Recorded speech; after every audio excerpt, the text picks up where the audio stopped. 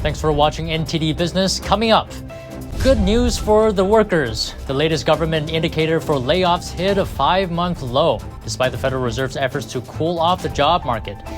And the NATO military alliance weighs in on the gas leaks in Europe, warning it will take action if anyone attacks its members' infrastructure. And the Chinese yuan is weakening against the dollar fast, prompting a strong warning from the Chinese central bank against speculation. That and much more coming up on NTD Business. Great to have you with us. Don Ma here for NTD Business.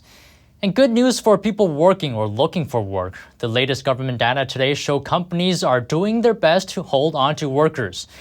Fewer Americans applied for jobless benefits last week. Actually, it's the lowest level in 5 months. One analyst says the low layoff numbers, quote, fly in the face of the Federal Reserve's efforts to weaken the labor market. Meanwhile, the Fed's favorite inflation indicator was revised up for the second quarter, meaning inflation was actually higher than originally thought. And the market tumbled today after this news. We'll have more on that in just a moment. But apparently Amazon is one of those employers holding on to its workers. It just announced yesterday that some of its workers will soon be making more money. It says the pay increase will happen next month. That means the average starting pay will jump to $19 an hour. That'll be for warehouse workers and delivery drivers. The raise comes ahead of the busy holiday season and at a time when Amazon workers are planning to unionize. One Amazon facility near Albany, New York is setting to hold a union election next month. And turning to Wall Street, big sell-off on the market today. Although the major indexes did reverse some earlier losses late in the day, still the S&P hit its lowest point since November 2020. It fell 79 points or 2 1/10%. The Dow lost 458 points or 1.5%, and the Nasdaq dropped 314 points or 2 8/10%. And on the European market, Porsche roared onto the Frankfurt Stock Exchange today. It debuted with a valuation of over $72 billion. It's one of Europe's biggest listings ever. Porsche's CEO is praising the debut. Wir sind überzeugt. We are convinced there is more inside us. We will achieve independence and even greater entrepreneurial leeway. We want to become even faster, more flexible and more focused. Porsche will be able to continue to profit from the synergies within the Volkswagen Group. The listing values Porsche at nearly the same price as its parent firm, Volkswagen, and ahead of rivals like Ferrari. In all, it should generate around $19 billion for Volkswagen. That'll likely be used to help fund its shift to electric cars. VW says despite market turmoil, now is the perfect time to list, because fund managers are sorely in need of a stable and attractive stock to invest in. Porsche shares closed flat today. And add NATO to the list of those questioning the leaks in Europe's natural gas pipelines this week. Today, NATO said it believes those leaks were the result of sabotage. It didn't say, though, who it thinks is responsible, but it did issue a warning, saying it would retaliate for any attacks on critical infrastructure of its member states. The first leaks were reported Tuesday in 2 pipelines extending from Russia to Germany. Seismologists say there were explosions before the leaks. All this comes as Europe faces soaring natural gas prices amid an energy crisis. Russia, a major supplier to Europe, cut off deliveries earlier this year. It was retaliating for sanctions imposed over its conflict in Ukraine. Many blame Russia for the leaks, but Russia denies it. And with the natural gas supply from Russia decreasing, people in Europe are suffering from high energy costs. Germany today just announced an aid package of up to nearly $200 billion by taking on new loans to help reduce soaring energy prices. German Chancellor Olaf Scholz said the measure was necessary at a news conference in Berlin. He added that the aid package would reduce gas prices for individuals and businesses. What's important now is a gas price break. We put into place a commission which will make concrete suggestions in the very near future. But what's possible now is that it can use the means for prices to come down for consumers across the country, for families, for retirees, for workers, but also for small and large companies. Meanwhile, the German economy is heading towards a possible recession. And this all comes as inflation in Germany hit its highest level since 1996. And the European Central Bank this month made its largest ever interest rate increase to fight inflation. It feels like everyone is criticizing UK Prime Minister Liz Truss's tax cuts. Leading financial figures around the world are saying things like, it's pouring gasoline on the fire, or they're shooting themselves in the foot, and it's a blunder. Even the IMF joined in. But the woman at the center of all these attacks, Liz Truss, has doubled down. In a very, very contentious BBC interview, Truss says it was a difficult decision, but the government has done the right thing. What actions are you going to reverse what was announced in the mini budget in order to at least make things better now for my listeners who are not sleeping at night? I don't accept the premise of the question. The action we've taken has been helping people with their fuel bills. That will start off this weekend. It's been helping people with their tax bills. People are going to pay less national insurance. But we are facing difficult economic times. I don't deny this. This is a global problem. But what is absolutely right is the UK government has stepped in and acted. So what's happening? Is Truss indeed pouring gasoline on the fire, or does her tax plan have merit? Despite the criticism, the big bond sell-off and the drop in the pound. Tax cuts are supposed to create economic growth because people would have more money to spend, and companies will have more money to grow. But many are worried the tax cuts are coming during a time of high inflation. Inflation means having too much money in the economy, and tax cuts put even more money in the economy. Economists have always had wildly different opinions. One prominent economist, Brian Dmitrovich, is going against the mainstream criticism of Truss. He's a scholar at the Laffer Center. Dmitrovich says Truss's plan is actually outstanding. In a high inflation and possibly recessionary environment, this is exactly the kind of tax cut you want, because it's primarily a tax cut on the highest earners. So the highest earners have the most likelihood on seeing their rate of return after tax increase of deploying more money into economic enterprises. And that means more supply. If there's more supply, inflation will go down and economic growth will go up. So you will solve both halves of the stagflation problem. In other words, using the high earners to grow the economy. Dmitrovich is, as I said, a scholar at the Laffer Center. He works very closely with economists known as the father of supply-side economics. Arthur Laffer is the inventor of the Laffer curve. This is the idea that lowering tax rates can at times bring in more revenue, not less. The concept is that increased economic growth will result in more tax revenue despite lower tax rates. Dmitrovich says this almost always happens when you give high earners the cut. And there's more revenue, then all the talk about having to borrow more will be irrelevant. And this isn't purely theoretical. Dmitrovich says there's a good example from American history. The first great tax cut of the American supply side era, the foundational one, was the November 1978 capital gains tax rate cut, which took that top rate at times up to 49% it was, down to 28%. And virtually all economic historians and business people now regard that as the origin of the venture capital boom. And the dollar tanked on that news as the bill was wending its way through Congress. The dollar had only been on flexible rates for a few years, and it went to its lowest level ever in the fall of 1978. This ended up being the most historic buying opportunity in modern investment history because, of course, the tech boom would be financed by that capital gains rate cut.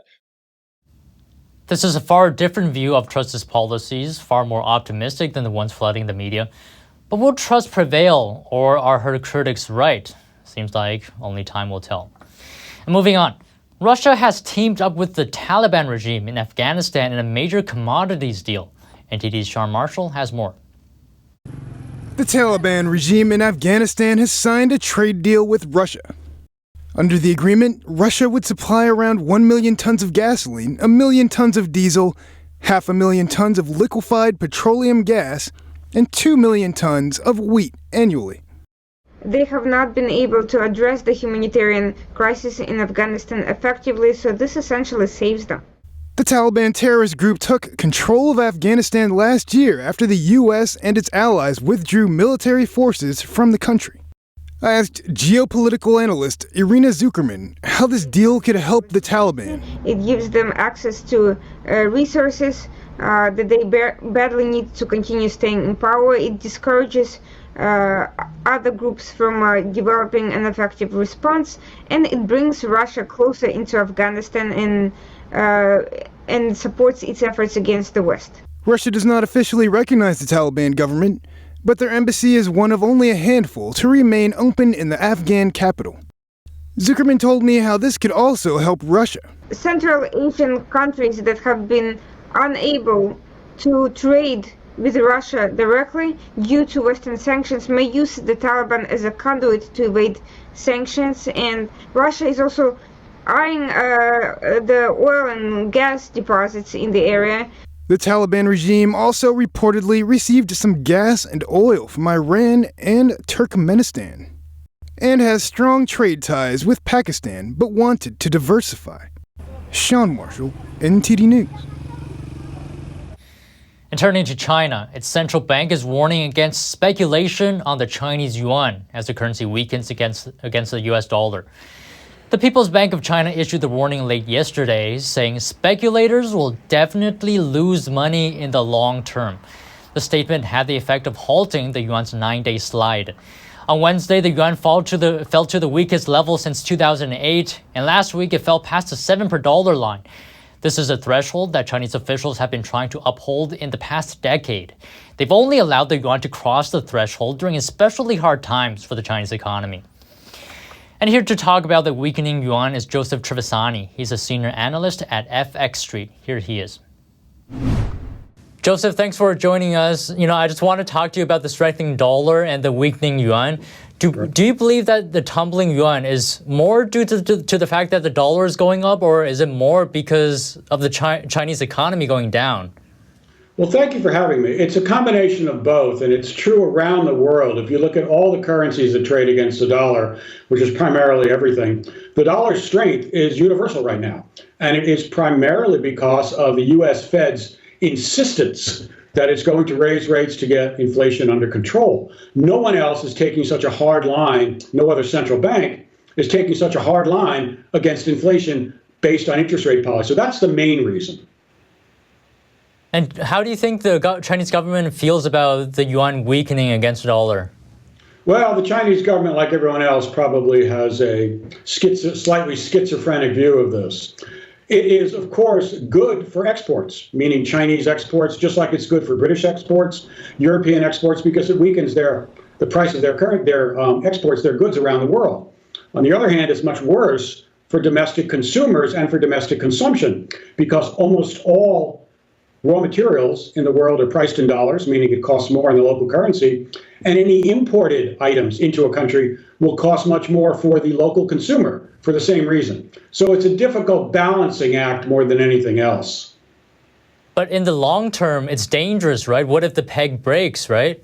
Yes. In the long term, I think a weak currency is dangerous for almost any economy because it means that capital is going to be more reluctant to enter that country because the returns are poor and they have to worry a great deal about repatriation of money. So I think in the long term, it's dangerous for the Chinese economy, as it is for almost any other economy that has a habitually weak currency. The yuan is at $1 equals around 7 yuan right now. Yeah. Are we at a point where the Chinese government needs to be really concerned, or are we not there yet?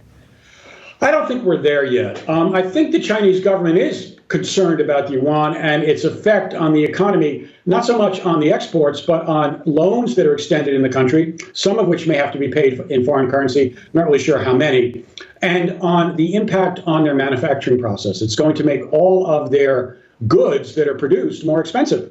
So that is a problem. It's also a problem that one of the other factors that's involved here is not simply the United States interest rates, but it's also the growing fear that the world is going to be headed into a pretty serious recession, partially because of the interest rate policies of many of the banks around the world, and partly because we're getting a residue and a hangover from the lockdowns and the damage that they inflicted on the world economy. If that comes to pass, you are seeing the currency effect now in that global markets always flee to the dollar. That also is behind the rise of the dollar. So that actually predicts more trouble for the Chinese economy. So does that mean we're going to see the yuan weakening even more? I think it's probably peaked for the moment because you also have the reversal, or at least the questioning of another major central bank in the world on its own policy, and that's the Bank of England. So I think you're going to see a more moderate approach, even in the United States, at least rhetorically, because the interest rate fears are one of the things that is driving both the US dollar higher and fear in the currency markets and in the financial markets. Do you think China has enough reserves to keep the peg going? I think they do. I don't think China has any problem about reserves. That's probably another reason why they're not terribly worried, and they're not really making a lot of rhetorical interventions in the market, because if it came to it, I think they could handle it as far as the currency reserves go. All right. Thank you very much, Joseph Trevisani, FX Street. Thanks for coming today. Thank you very much for having me. Have a good day.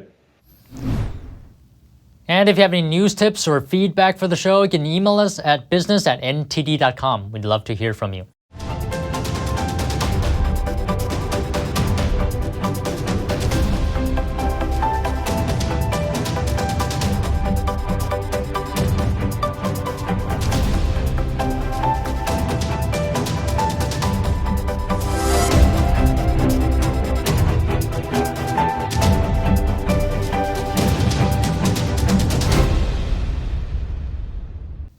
And welcome back. Peloton is taking a new spin on its outlook.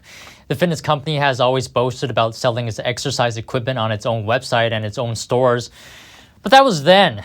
Now, post-pandemic, Peloton is branching out. The company has inked a deal with Amazon, which means the brand is available to buy on the e-commerce platform. And that's not the only place where Pelotons will be sold. Today, officials announced a partnership with Dick's Sporting Goods. A Dick's official says this move will give both brands a boost in the fitness market. And have you ever had this problem where you're in the mood for a specific dish, but you don't know which restaurants offer it?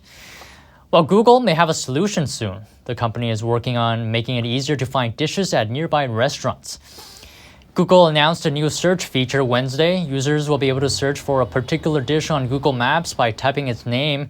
The list of results will include images, and you'll be able to click on each image to get some specific details, such as price, restaurant names, and even ingredients.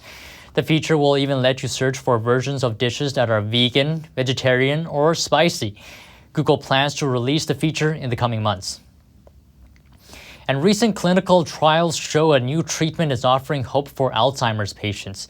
In this next story, we take a look at what the data show and why some believe this is a promising step towards helping those suffering with this disease.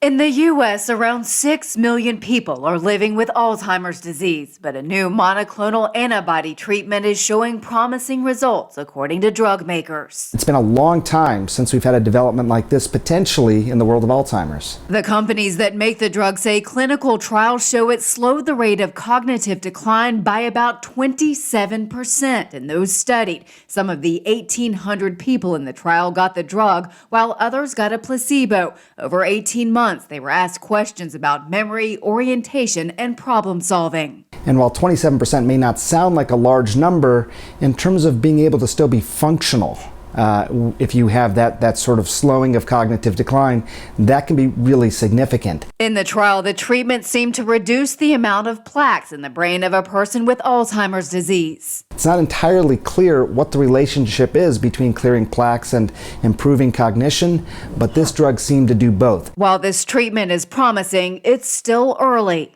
They still got to, put this through the peer review process. They've applied for accelerated approval from the FDA. If the treatment is given the green light, it could be available as early as next year. One of the drug makers is Biogen. It's also the company behind another Alzheimer's drug, Aduhelm, which was controversially approved by the FDA in June 2021. Aduhelm was the first new Alzheimer's drug approved in nearly 20 years, but there have been questions about its efficacy and cost. Remember layaway? Well, now a new similar payment service called Buy Now, Pay Later is gaining popularity, but also gaining concerns. The service allows you to pay for items in installments. It's existed for a while now, but a new report from the Consumer Financial Protection Bureau has both economists and experts worried about Buy Now, Pay Later. Here's the story. Buy now, pay later. It's an increasingly popular online payment option, but it's also gaining the attention of federal regulators and raising concerns from some economists. I think buy now, pay later should be more highly regulated. The services, which allow you to pay for items in installments, could soon face stricter rules. A recent report from the Consumer Financial Protection Bureau found the services are financially risky for consumers and should be regulated more like credit card companies.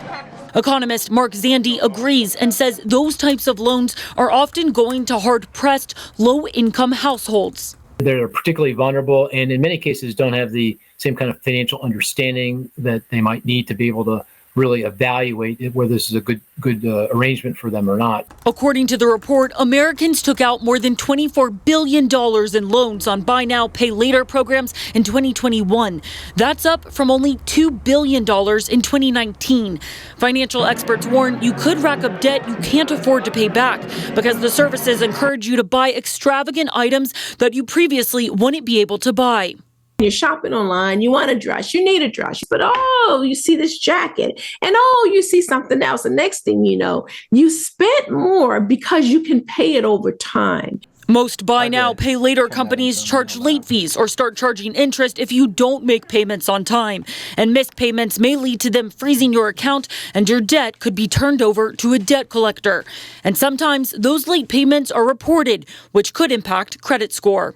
If you're not careful, you'll end up having a lot of these buy now, pay later contracts for stuff that you really don't need. Meanwhile, an iconic James Bond car has sold for over $3 million at auction. It's an Aston Martin DB5 replica used for the stunts in the 007 film No Time to Die. Well, it's an iconic car in an iconic franchise with a unique set of features on it that will never ever be seen ever again. There are only two of them in the country or in the world. One of them is up for sale today. The other will never be sold. Auction house Christie says the car was purchased by an unnamed telephone bidder. He said the proceeds will benefit a slew of charities, including a British royal charity that supports members of the UK intelligence agencies, and 3 other charities for the members of the UK Special Forces. An array of James Bond props and costumes have been auctioned for charity as the film celebrates 60 years. Online bidding for other James Bond memorabilia remains open until next Wednesday, October 5th. Christie's auction house is also trying to make a name with younger collectors into NFTs. Tuesday, the auction house announced it's launching a new platform called Christie's 3.0. This online platform will be devoted to the NFT art market. NFTs, or non-fungible tokens, transform digital works of art and other collectibles into a one-of-a-kind asset. They can be big buys for those into cryptocurrency. And a team of researchers in Japan has developed a snake-shaped robot that can climb high steps, navigate through narrow spaces, and even give you a leg massage. NTD's Andrew Thomas has the details. The robot has 17 joints equipped with distance sensors, gathering information to allow it to climb steps up to 3 feet high. Its main frame was created using a 3D printer, and about 40 motors were installed inside. It can be controlled by a game console, which gives instructions to the robot's head. Other parts of the body can move automatically. There are cameras attached to the head and the tail, and you can control the robot from a distance by watching the footage from those cameras. It's a long, thin robot, so it can get through tight spaces and use its length to climb high steps. Tanaka said the robot was designed to find survivors in collapsed houses, or any narrow space in disaster areas that are dangerous for humans. But conditions in an actual disaster site could still be very challenging for the robot to navigate at the moment. Conditions at a real disaster site are extremely harsh. The robot could get stuck in situations we didn't anticipate, like getting caught in wires or encountering surfaces that don't provide traction to the wheels. It's not good if the operation has to stop at a place where the robot can no longer move. Tanaka's team is currently conducting research to make the robot better equipped for real disaster rescue missions. He aims to put the device into practical use in 3 years. Andrew Thomas, NTD News. And that's all the stories we have today from the NTD Business team and myself, Don Ma. You can follow me on Twitter too, And if you have any news, tips, or feedback for the show, you can email us at business@ntd.com. That's all for today. Thanks for watching, and we'll see you tomorrow.